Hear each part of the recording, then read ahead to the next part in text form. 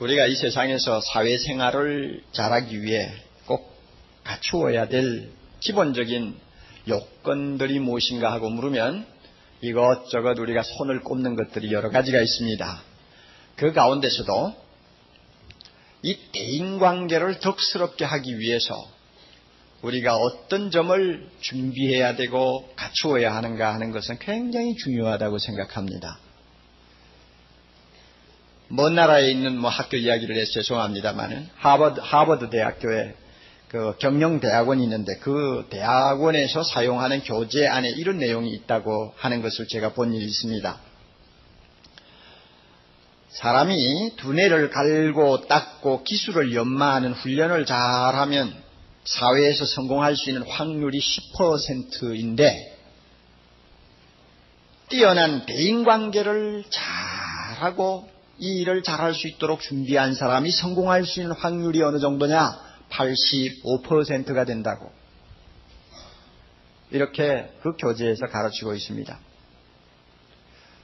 머리 좋고 학위를 가지고 똑똑하고 남보다 먼저 뛴다고 성공하는 사람보다도 대인관계를 잘하고 덕스럽게 함으로써 성공하는 사람이 훨씬 더 많다. 어느 정도 많느냐? 7배, 8배로 더 많다는 이야기입니다. 다른 어떤 조사 자료를 보면 회사의 중견 간부 중에서 대인관계를 잘못해서 해고당하는 사람이 일을 잘못해서 해고당하는 사람보다도 배가 된다는 결론을 내린 일이 있습니다. 그만큼 우리가 이 세상에서 사람과 어떻게 접촉하며 그 사람과 어떤 관계를 계속 유지하느냐 하는 것은 참 중요한 것입니다. 우리의 행복과 직결되는 것입니다. 성공하느냐 못하느냐를 결판내는 하나의 중요한 요인이라고도 말할 수가 있습니다. 또 이렇게 말씀한다고 해서 요즘 흔히 유행어처럼 돌아다니는 말처럼 줄 잘 선다는 것을 의미하는 것 아닙니다. 여러분이 오해하지 마시기를 바랍니다. 우리 하나님께서는 오늘 우리가 읽은 14절부터 21절의 말씀을 가지고 참 중요한 진리를 가르쳐주고 계십니다. 한마디로 요약하면 이렇게 말할 수 있습니다. 사회생활을 하면서 불신자들과 덕스러운 인간관계를 유지하라 하는 말입니다. 불신자들과 덕스러운 인간관계를 유지하라. 그래서 하나님 아버지께 영광이 되게 하라 하는 말씀입니다.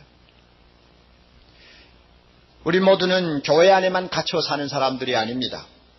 세상에 흩어져서 매일을 삽니다. 우리가 아침에 눈을 뜨면은 믿는 사람을 만나는 것보다도 믿지 아니하는 사람을 만나는 횟수가 훨씬 더 많습니다. 예수를 믿지 아니하는 분들은 영적인 눈으로 관찰할 때에 사실 우리와 우호관계라기보다는 적대적인 관계라고 하는 것이 더 솔직한 표현이라고 볼 수 있습니다. 그들은 우리를 사실 달갑게 여기지를 않습니다. 사귀려고 하기보다는 피하려고 하는 경향이 더 많습니다.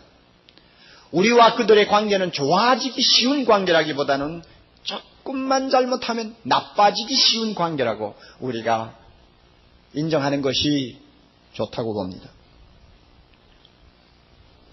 얼마나 믿지 아니하는 사람들과 우리가 좋은 인간관계를 갖기가 어려운가 하는 거 여러분이 이미 사회생활을 하시면서 많이 경험했으리라고 봅니다.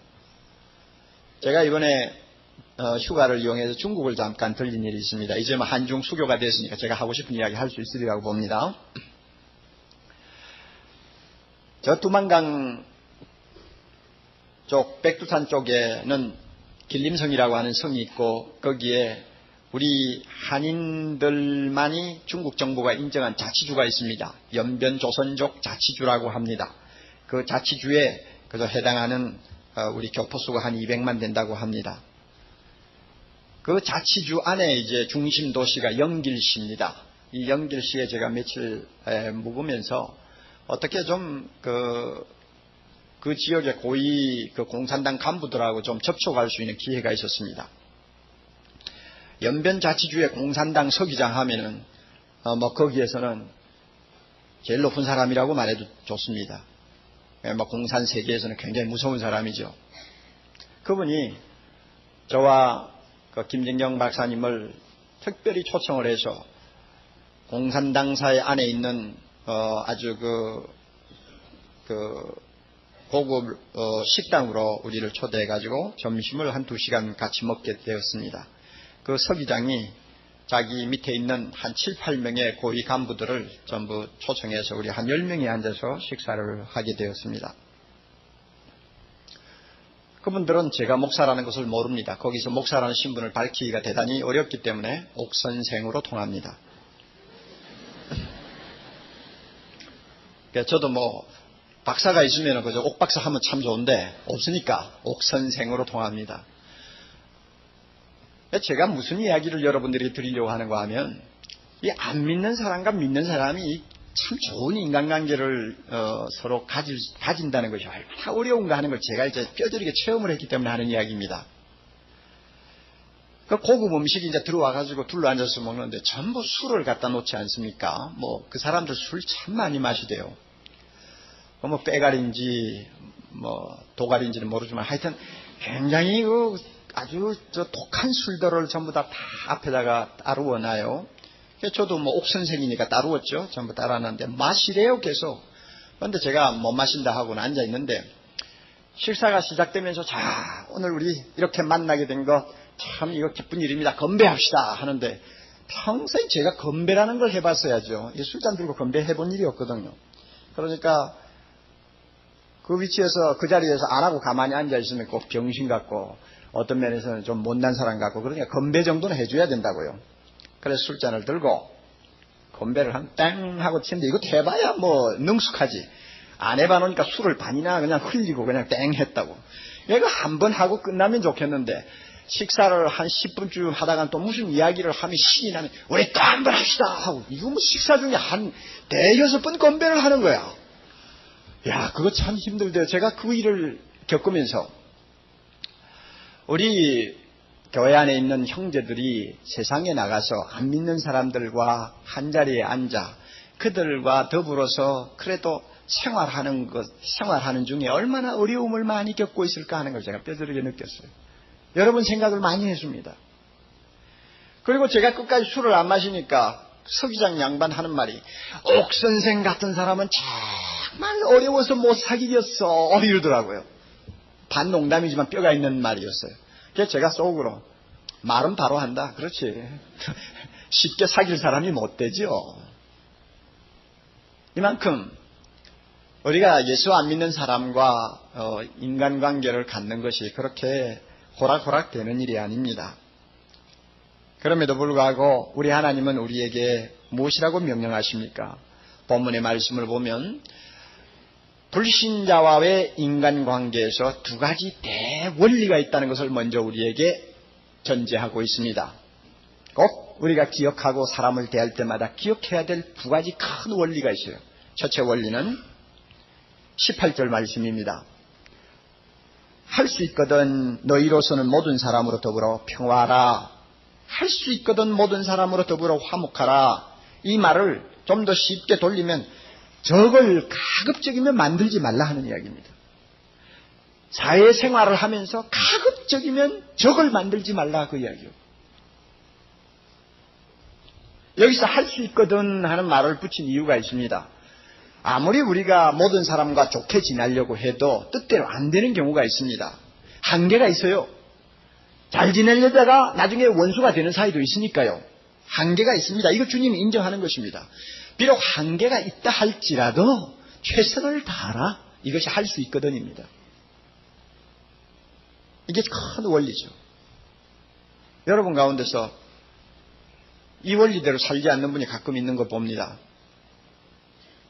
근처에 어느 아파트 무슨 동에 전도할 사람이 있어서 제가 잘 아는 어떤 분이 대각성 전도 집회도 앞에 있고 해서 찾아갔습니다. 그런데 그 전도를 받는 분이 하는 말이 이 동에 사랑의 교회 집사하고 순장이라는 분이 살고 있습니다. 그런데 그분은 너무 싸움을 잘하세요. 그분하고 싸운 분이 이 동안에 여러 명이에요. 그런 분이 다니는 교회 왜 다녀야 합니까? 예수 믿는 사람들은 그렇게 잘 싸웁니까? 하는 이야기를 합니다. 그래서 그 말을 들은 그 분이, 전도하러 간 분이 너무 속이 상해서 이 사람이 개인적인 감정을 가지고 모함을 하는구나 이렇게 생각을 해서 나중에 주변에 어떤 사람들 몇몇 좀 중요한 분들하고 좀 더 확인을 해봤더니 진짜 싸움을 잘하나 봐요. 순장이. 참 영광스러운 일이에요 진짜. 아니 그렇게 적을 만들면서 어떻게 불신 사회에서 우리가 하나님께 영광을 돌릴 수 있습니까? 그래서는 안 된다는 이야기예요. 또 하나 중요한 원리가 있습니다. 21절 말씀. 악에게 지지 말고 선으로 악을 이기라. 악에게 지지 말고 선으로 악을 이기라. 무슨 뜻입니까? 똑같이 악해지지 말라 그 말입니다. 대인관계에 있어서 상대방이 악하게 대한다고 해서 똑같이 악해지면 안 된다는 이야기입니다. 예수 믿는 사람은 불신자들이 서로 악하게 대한다 할지라도 선으로서 그 악을 이기는 수준이 되어야지, 상대방이 악하다고 똑같이 악해지면 하나님의 자녀에 다를 바가 뭐 있느냐 그 이야기입니다. 이 두 가지 원리를 여러분이 먼저 기억해야 합니다. 우리 모두 기억해야 합니다. 첫째는 할 수 있으면 모든 사람과 화평하고 적을 만들지 말라. 둘째는 선으로 악을 이기라. 같이 악해지면 안 된다는 이야기입니다. 이 두 원리가 오늘 불신사회에서 예수 안 믿는 사람들과 우리가 인간관계를 가지는 데 있어서 두 기둥과 같은 원리입니다. 이 두 원리를 중심으로 해서 실제로 우리가 어떻게 실천을 해야 되느냐, 실제로 우리가 인간관계를 맺는 구체적인 방법이 어떤 것이냐 하는 것을 교훈하는 말씀이 방법론에서 4가지가 나와 있습니다. 이 14절부터 우리가 읽은 21절 말씀까지는 꼭 순서적으로 논리적으로 기록됐다고 여러분이 보지 않아도 됩니다. 성경학자들이 대부분 동의하는 바는 이건 논리적도 아니고 순서적도 아니고 그저 하나하나 생각나는 대로 기록한 것이다 이렇게 보고 있으니까, 우리가 이 내용을 검토하면서 그러면 우리가 불신자들과 덕스러운 인간관계를 나누기 위해서, 가지기 위해서 우리가 늘 실천해야 될 중요한 행동 지침 혹은 방법 4가지가 뭐냐, 우리가 지키기 쉬운 것부터 하나하나 찾아내서 지키기 어려운 쪽으로 우리가 한번 검토를 해볼 수 있기를 바랍니다. 처음부터 너무 어려운 이야기를 해버리면 기가 죽어버리니까 하기 쉬운 이야기부터 하자고요. 자, 우리가 지켜야 할 중요한 지침, 첫째로 겸손한 이웃이 되라 하는 것입니다. 16절을 같이 봅니다. 서로 마음을 같이 하며 높은 데 마음을 두지 말고, 그 다음에 다같이 도리어 낮은 데 초하며 스스로 지혜 있는 채 말라. 겸손한 이웃이 되라는 말입니다. 잘난 체 하지 말라는 이야기입니다. 이웃 사람들을 보고 당신하고 나하고는 틀려 하는 식으로 행동하고 말하지 말라는 이야기입니다. 우리가 잘 아는 바와 같이 믿고 안 믿고를 떠나서 인간은 누구나 다 다른 사람 앞에서는 의시되고 싶어 하는 기질들이 있습니다. 기가 안 죽으려고 하는 본능이 있습니다. 남에게 짓밟히는 것 같은 느낌을 당하면 못 견디는 본성이 있습니다. 그러므로 누구나 다 나는 당신보다 낫다 하는 어떤 긍지를 가지고 살기를 원하고 다른 사람이 그렇게 인정해 주기를 은근히 바라는 것이 사실입니다. 예수 믿는 사람이 다르냐? 제가 볼 때는 다르지 않다고 봅니다. 우리가 날마다 하나님 말씀 앞에서 좋은 하나님의 교훈을 듣고 또 매일 기도하고 하루를 시작합니다마는 실제로는 겸손한 이웃이냐 하고 물을 때는 우리 모두가 양심적인 가책을 숨길 수가 없습니다. 진짜 겸손한 사람은 교만한 자 앞에서 상처를 받지 않습니다. 진짜 우리가 겸손하다면 상대방이 아무리 교만해도 내가 상처를 안 받습니다. 그러나 겸손한 사람 앞에서는 나도 겸손해지는데 상대방이 아무것도 아니면서 의시되고 까불고 자랑하고 콧대가 높은 것처럼 보이면 그건 못 봐준다 그 말입니다. 예수를 믿어도 별 수가 없더라고요. 목사가 되어도 별 수가 없어요. 저도 겸손한 사람 앞에서는 굉장히 겸손합니다. 조금 비상하는 사람 보면 올라온다고. 그러니까 그게 뭘 의미하느냐, 나도 겸손하지 못하다는 이야기입니다. 제가 자꾸 중국 갔다 온 이야기를 해서 미안하지만, 꼭 촌놈같이 한 소리 또 하고 그래서 미안하지만, 누가 중국 안 가봤나, 왜 자꾸 갔다 와가지고 야단이냐 이러지 마세요. 이게 오늘 설교 준비하다가 보니까 이상하게 이게 맞는 이야기가 있어요. 2부에는 안 했는데 3부 여러분이 너무 좋아서 내가 해드리는 거예요.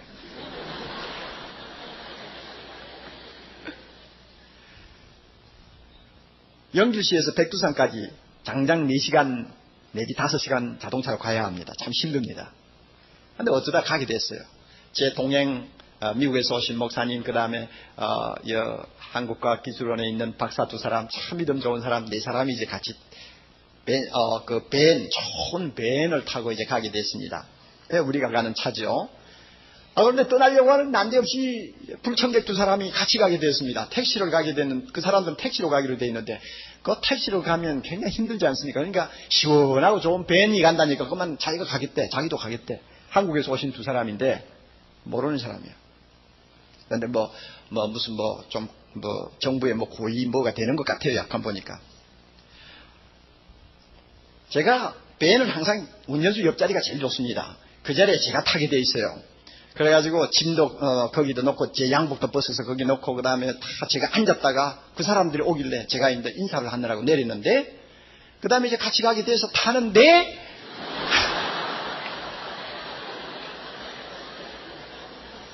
이 사람이 둘 중에 한 사람이 말이죠. 그것도 젊은 사람이 이 자리는 내가 타겠습니다 하더니 그냥 덜썩 앉는 거야. 그리고는 거기 있는 짐 좀 뒤로 돌리고요. 그래서 그거 어떻게 합니까? 싸울 수도 없고. 그래서 제가 뒷자리로 밀렸죠.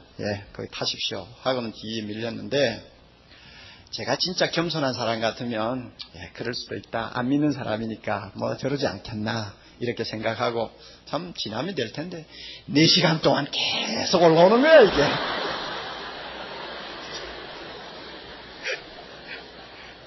제가 속으로 목사 망신 참 많이 했어요. 속으로 한쪽에서는 내가 그래도 목사냐, 아니야 이런 사람 천하에 어디서 교양도 없는 이런 거 이러면서 둘이서 계속 싸우는 거야. 그래서 제가 그랬어요. 목사도 이 꼴인데 교회 다닌다고 해도 참 이 평신도들이 얼마나 힘들겠느냐 하는 걸 제가 참 많이 느꼈습니다. 그래요. 우리가 겸손한 사람 앞에서는 다 겸손합니다. 그러나 교만한 이웃 앞에 참 겸손할 수 있느냐. 하나님께서는 뭐라고 말씀합니까? 교만하지 말라, 잘난 체 하지 말라, 겸손해라. 그 이웃을 위해서 겸손해라 가르쳐줍니다. 우리 모두 순종하십시다. 아멘. 또 2번째로 우리가 실천해야 될 원리가 있습니다. 마음을 주는 이웃이 되라. 마음을 주는 이웃이 되는 것입니다. 15절을 봅니다. 즐거워하는 자들로 함께 즐거워하고 우는 자들로 함께 울라. 다시 한번, 즐거워하는 자들로 함께 즐거워하고 우는 자들로 함께 울라.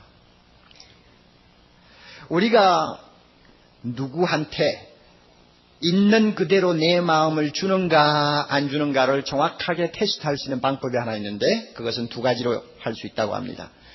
내 이웃이 아주 슬픈 일을 당했을 때 내 마음이 정말 슬픈가 하는 것을 테스트해 보면 되고, 우리 이웃이 참 좋은 일을 만나서 정말 기뻐할 때 내가 함께 기뻐할 수 있는가를 한번 검토해 보면 내가 마음을 주는 이웃인가 아닌가를 솔직히 이야기할 수 있다는 것입니다. 물론 이것은 이웃 나름입니다. 내가 은근히 좋아하고 호기심을 갖고 있는 이웃, 이해관계가 있는 이웃이 슬픈 일을 당하면 우리 단 동정의 눈물을 흘리고 같이 슬퍼할 수 있습니다. 그러나 내가 별로 좋아하지 아니하고 마음으로 털털하게 생각하는 그런 어떤 이웃이 어려운 슬픈 일을 당했을 때 과연 내 마음이 슬프냐?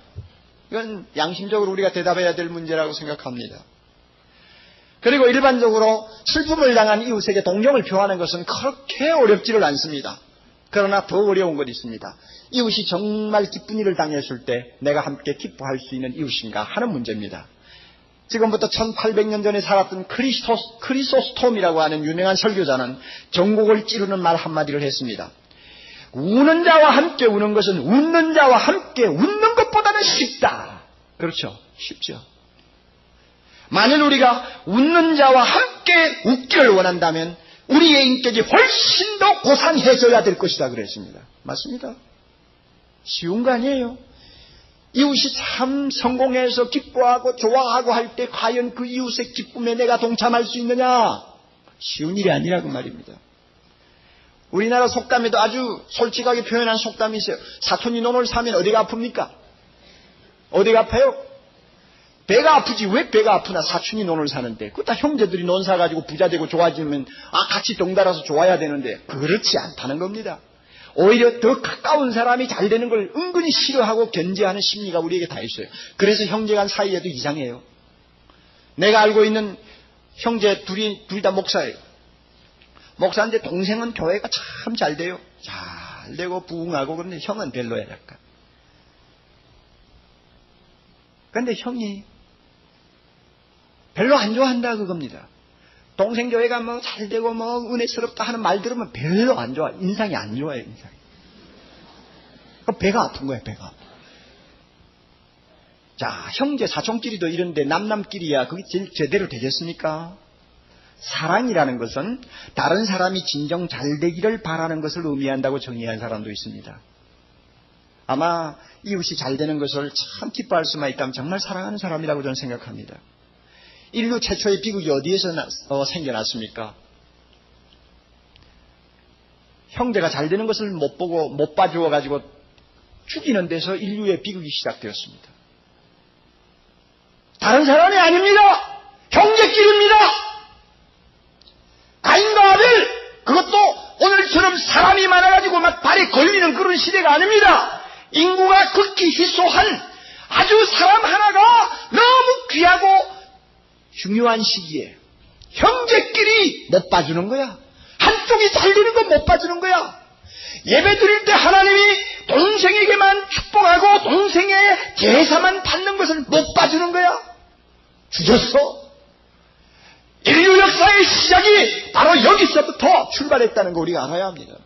그러므로 우리 모두는 본성적으로 남 잘 되는 거 좋아하네요.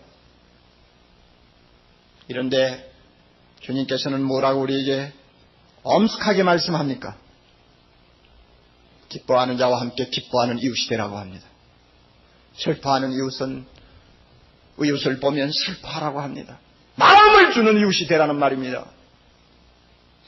오늘 이 시간 여러분 마음속에 누구누구가 잘 되는 것 때문에 은근히 마음속에 고통을 당하고 상처를 입은 사람이 있으면 주님께서 성령을 통하여 여러분 상처를 고쳐주시기를 바랍니다. 여러분 마음속에 누구누구 잘 되는 것에 대해서 계속 세민하고 마음으로 은근히 잘못됐으면 하는 어떤 생각이 자꾸 떠오르면 성령께서 우리 모두의 마음을 녹여서 다시 만들어주시기를 바랍니다. 세 번째로 축복하는 이웃이 되라고 말씀합니다.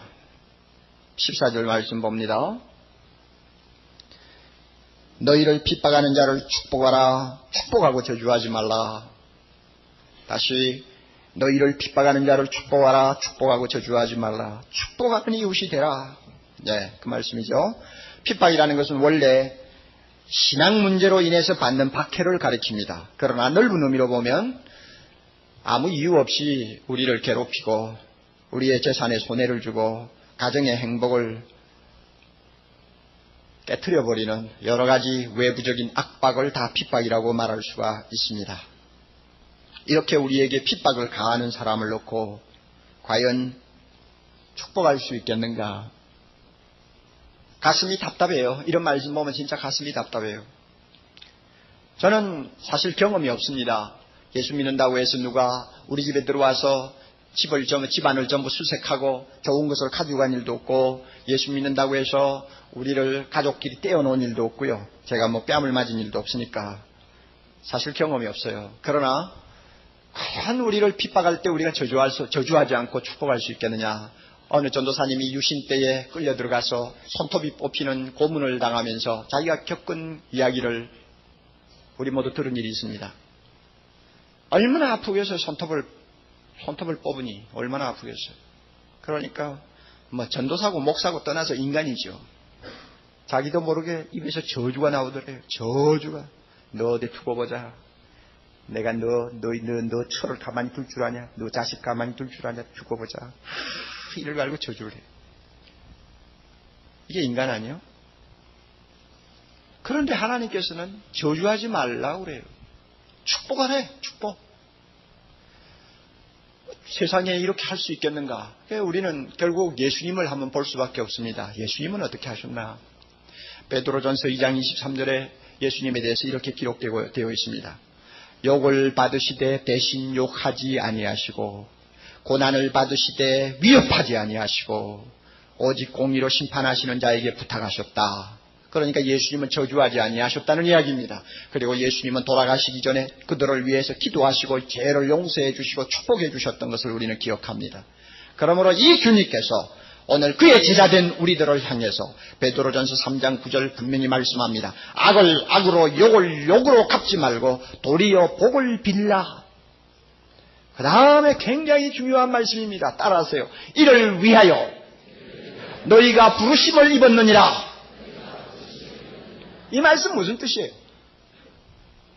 주님이 하시는 말씀입니다. 내가 십자가에서 피 흘려 내 생명과 너희를 바꾼 이유가 어디 있는지 아느냐? 너희들의 모든 죄를 다 용서하고 하나님 앞에 구원받을 수 있도록 길을 열어준 이유가 어디 있는 줄 아느냐? 어디 있는 줄 아느냐? 너희를 핍박하는 자를 보고 축복하라고 하기 위해서, 축복하도록 하기 위해서 내가 너희를 구원했다 하는 말입니다. 이를 위하여 너희가 부르심을 입었다. 얼마나 대단한 말씀입니까? 그러므로 우리가 구원받은 목적 중에 하나가 있다면 우리를 괴롭히는 사람, 이 세상에서 악을 행하는 사람을 보고 저주하는 자가 아니라 축복하도록 하기 위해서 우리를 구원하셨다는 말입니다. 우리는 이 말씀 앞에 참으로 두려운 마음을 가지고 다시 한번 귀를 기울여야 합니다. 우리의 입에 저주가 많습니까? 축복이 많습니까? 야고보가 탄식한 것처럼 오히려 우리는 저주를 많이 할 때가 있습니다. 너희의 혀로 주 아버지를 찬송하고 또 너희의 혀로 하나님의 형상대로 지음을 받은 사람을 저주하나니 한 입으로는 찬송과 저주가 나는도다. 한 입으로 찬송과 저주가 나오는도다.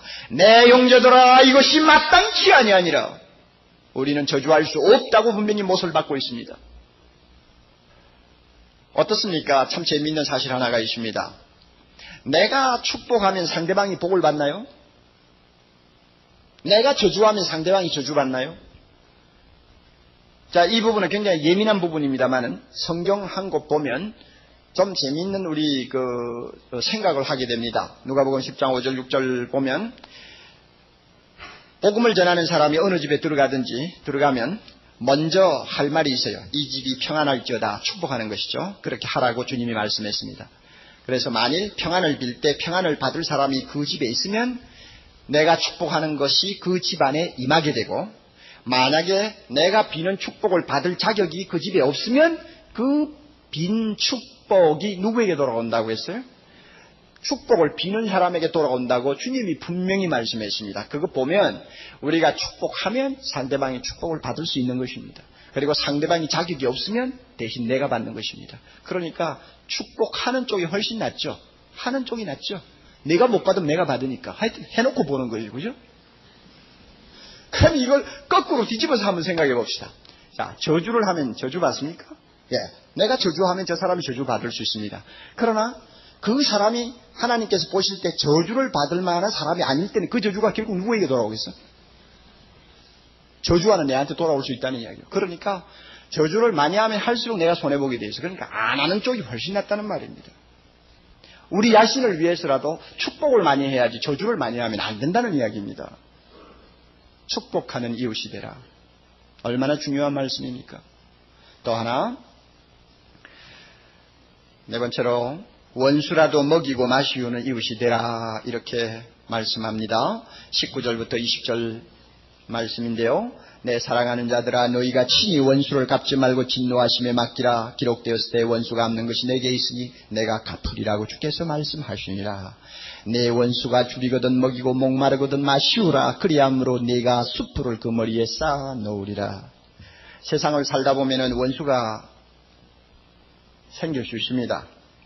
누군가 술 취해가지고 함부로 운전하다가 내 사랑하는 아들을 평생 불구자로 만들어 놓았다면 그거 심적으로 벌써 원수가 되어버립니다. 아무리 용서하고 아무리 사랑하려고 해도 어려워요. 중상모략해서 우리 아버지의 정치 생명을 끊어놓은 몰입애가 있다고 합시다. 그 사람 멀리서 보기만 해도 보기 싫어서 얼굴을 돌려버립니다. 벌써 심적으로 원수가 돼버리는 것입니다. 세상을 살다가 보면 이렇게 서로가 도무지 가까이 할 수 없는 관계가 될 수 있는 어려운 여건들이 많이 생기죠. 그러므로 이게 남의 이야기가 아닙니다. 뭐 나는 원수가 없다 그러지 마세요. 우리에겐 다 원수가 있을 수 있고 생길 수 있습니다. 사람의 본능에는 강한 보복 심리가 들어있습니다. 눈은 눈으로, 이는 이로, 생명은 생명으로 복수하고 싶어 합니다. 그러나 하나님께서는 절대 복수하지 말라고 합니다. 원수가 생길 수 있다! 그러나 그 원수에게 보복하려고 하는 마음을 가져서는 안 된다. 그 이유가 첫째는 원수 갚는 것은 하나님의 권한이 너희의 권한이 아니라는 이야기입니다. 우리의 권한이 아니라는 것입니다. 우리는 원수를 갚으려다가는 잘못하면 더 무서운 화를 불러들일 수 있습니다. 우리는 공정하게 원수 갚을 수 있는 능력이 우리에게는 없습니다. 이는 이로 공정하게 원수 갚지 못합니다. 우리는 더 갚았으면 더 갚았지 덜 갚지는 않습니다. 그러므로 공정하게 원수 갚을 수 있는 권한을 가지신 분, 능력을 가지신 분은 하나님밖에 없어요. 그러므로 어떤 억울한 일을 당해도 원수 갚는 것을 하나님에게 맡겨야지 우리가 스스로 칼 들고 나서면 안 된다는 이야기입니다. 이것 우리가 지켜야 돼요. 왜 또 원수 갚지 말라고 하느냐? 주님의 말씀에서 우리는 유추할 수 있습니다. 검을 가진 자는 검으로 망하느니라. 원수 갚았다고 합시다. 그 다음에 화가 없습니까? 피는 피를 부릅니다. 결국은 서로 죽이고 서로 해치는 일을 반복하는 악순환이 연속될 뿐입니다. 그럴 때 우리가 과연 행복할 수 있겠습니까? 안 된다는 이야기입니다. 그러므로 가장 좋은 방법은 원수를 갚지 않고 모든 억울한 일에 대해서 하나님이 갚아주시기를 위탁하는, 그것이 우리가 좋은 이웃으로 이 세상을 살 수 있는 방법이라고 말합니다. 구약 성경을 읽어보면 여러분 야곱이라는 사람을 기억할 것입니다. 야곱이 외갓집에 가가지고 그래도 재산을 꽤 모아서 돌아와서는 세겜이라는 성으로 가서 그 세겜 성 앞에서 장막을 치고 한때 거주한 일이 있습니다. 그런데 그 야곱의 외동딸 디나라고 하는 이쁘장한 딸애가 세겜성 구경을 하기 위해서 관광을 들어간 거죠. 그러니까 관광을 가서 관광을 하는 중에 좋지 못한 일이 일어났습니다. 그 세겜성 추장한테 성폭행을 당했어요. 가뜩이나 긍지가 대단히 강한 이스라엘 사람이 할례도 받지 못한 이방 사람에게 욕을 당했으니까 그 정신적으로 심리적으로 받는 고통은 대단하겠죠. 이 말을 들은 야곱의 11아들 가운데서 그 디나의 바로 위 오빠 되는 레이하고 시므온이 참지를 못해가지고 결국은 복수를 합니다. 밤에 들어가서 그 성 안에 있는 남자도 다 죽여버렸어요. 우리 같으면 굉장히 시원한 일을 한 것이 아닙니까? 속이 후련하죠. 그렇죠. 그런데 야곱이 이렇게 복수하는 두 아들에 대해서 얼마나 마음에 큰 그 상처를 갖고 있었는지, 얼마나 잊을 수 없고 지울 수 없는 고통을 갖고 있었는지. 나중에 한 70년이 지나고 나서 야곱이 147세 세상 떠나면서 아들들을 전부 다 불러놓고 축복을 합니다. 축복을 하는데 큰 놈부터 하나하나 와서 서니까 그 아들 하나하나에 복을 빌었습니다. 왜냐하면 옛날에 축복하면 아버지가 축복하면 다시 축복을 받게 돼 있어요. 그러니까 복을 빌었어요. 부르는데 레이하고 시므온이 딱 나타났단 말이에요. 그러니까 대뜸 하는 말이 뭐라고 했는지 압니까? 옛날에 칼 들고 들어가서 복수한 그것을 기억하고 잊을 수 없는 그 무서운 추억을 되살려서 복을 빈 것이 아니라 저주를 합니다. 창세기 49장 6절 7절 제가 읽어드립니다. 내 호나 이 두 놈의 모의에 상관하지 말지어다. 내 영광아 레이와 시므온의 집회에 참여하지 말지어다. 그들이 그 분노대로 사람을 죽이고 그 혈기대로 소의 발목 힘줄을 끊었음이니라. 그 노염이 혹독하니 저주를 받을 것이요 분기가 맹렬하니 저주를 받을 것이라. 내가 그들을 야곱 중에서 나누며 이스라엘 중에서 흩으리로다. 저주했어요. 구약의 위대한 믿음의 사람들도 복수하는 것을 철저히 거부했습니다. 오직 하나님에게 맡겼어요. 요셉도 마찬가지입니다. 자기를 팔아먹은 형제들을 앞에 놓고 내가 하나님을 대신하겠습니까? 하고 물었습니다. 하나님을 대신하겠습니까? 내가 하나님을 대신한다면 복수하겠지만 하나님을 대신할 수 없으니까 나는 당신에게 복수하지 않습니다. 나는 당신들의 처자들을 먹여 살리겠습니다 하고 자기의 태도를 하나님의 말씀대로 보여주었습니다. 이게 예수 믿는 사람입니다. 우리가 이렇게 원수에 대해서 복수하지 아니하고 오히려 그들이 어려울 때 먹을 것 갖다 주고 마실 것 갖다 주면 무슨 일이 일어난다고 했습니까? 그들 머리에 내가 무엇을 얻는 것과 같다고요? 숯불을 갖다 얻는 것과 같다고 그랬습니다. 우리가 눈을 감고 가만히 한번 생각해 보세요. 뜨거운 화로를 머리에다 얹었다고 합시다. 그것도 아무것도 밑에 받치지 않고 그대로 얹었다고 합시다. 앉았던 사람이 아마 길길이 뛰겠죠. 자, 그건 무슨 뜻인가? 여러 가지 해석이 있습니다만 가장 건전한 해석은 이것입니다.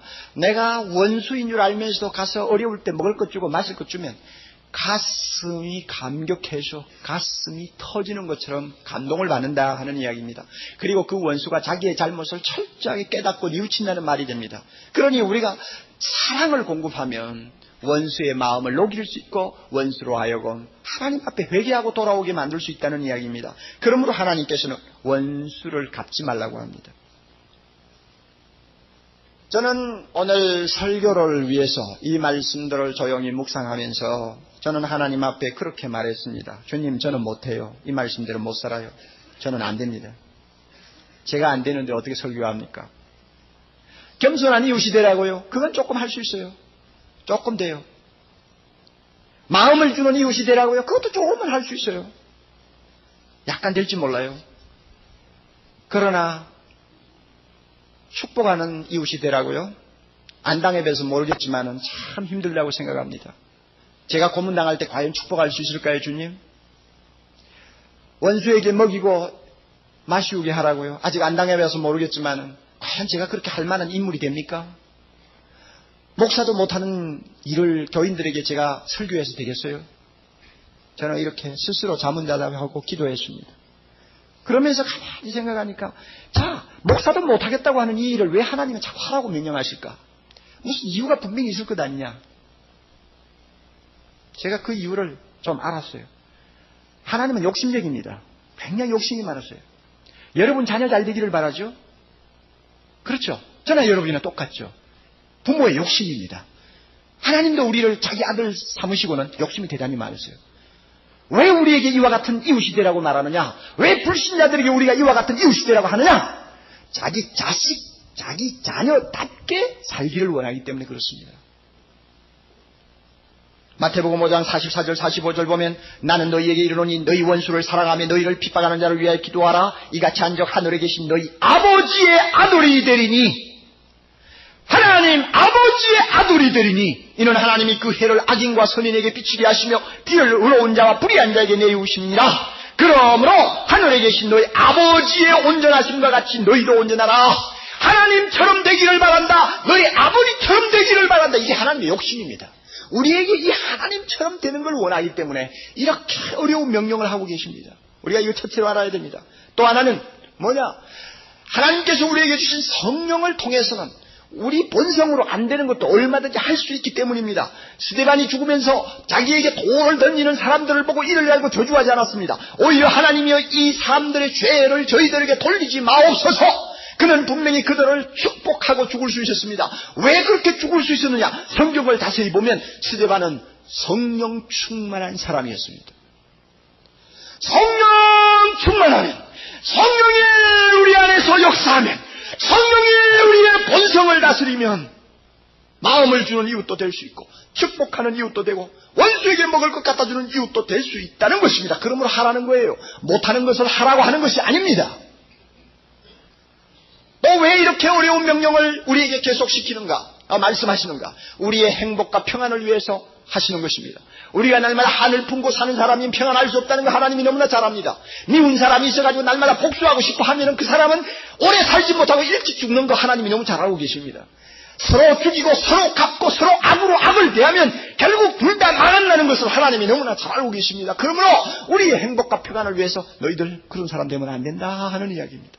얼마나 좋은 하나님입니까? 그러므로 우리는 순종해야 합니다. 할 수 없다고 체념하지 마십시오. 할 수 있다는 믿음 가지시기를 바랍니다.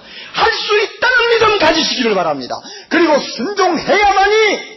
순종해야만이 우리 하나님께 영광 돌릴 수 있다는 것을 우리 반드시 믿으시기를 바랍니다.